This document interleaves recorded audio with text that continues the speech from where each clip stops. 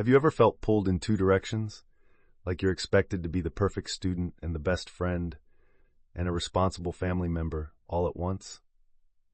If yes, then welcome to the sociological world of role conflict and role strain, where your many identities sometimes clash. In sociology, a role is the expected behavior associated with a particular status, like being a teacher, a parent, or a teenager. We all play many roles every day, and society gives us scripts for how to perform them. Roles help keep social life organized, but they can also create tension. Role conflict happens when the expectations of two or more roles clash. Example being, you're a full-time student and also work part-time. Your boss wants you to work late, but your professor has assigned a group project due tomorrow. You feel torn. That's role conflict. Another example, a police officer who pulls over their own child for speeding, personal role versus professional role. Ouch. Role strain, on the other hand, happens when the demands of a single role become overwhelming. Let's say you're a teacher. You're expected to plan lessons, grade papers, attend meetings, support students, and manage parents. That pressure from just one role is role strain. The key difference? Role conflict is between roles. Role strain is within one role. Understanding these ideas helps explain everyday stress and behavior.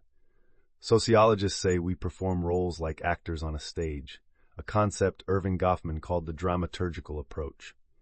He says we wear different masks depending on the setting, and sometimes the roles clash. All in all, role conflict and strain can lead to anxiety, burnout, and even withdrawal from one of the roles altogether. In modern society, we're expected to juggle many roles, and fast. Sociologists study how institutions, like schools, families, or workplaces, can either help or make it worse. Reducing role overload, improving communication, and setting clearer boundaries are some ways to ease these tensions. So next time you feel overwhelmed, remember, it might not be you. It might be the structure of your roles.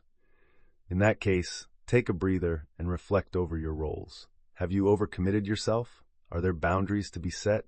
Who can communicate with to ease the load?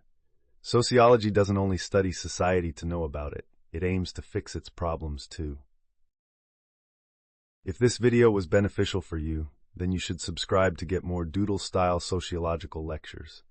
If you want us to cover anything in our next videos, please leave a comment. And don't forget to like and share with someone who loves learning as much as you do.